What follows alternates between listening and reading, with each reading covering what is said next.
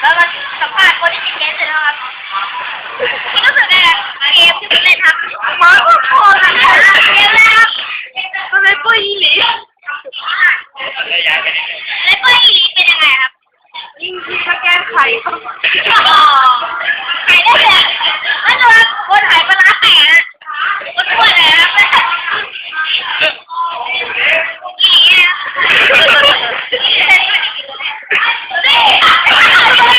การในการชักเบาเมื่อกี้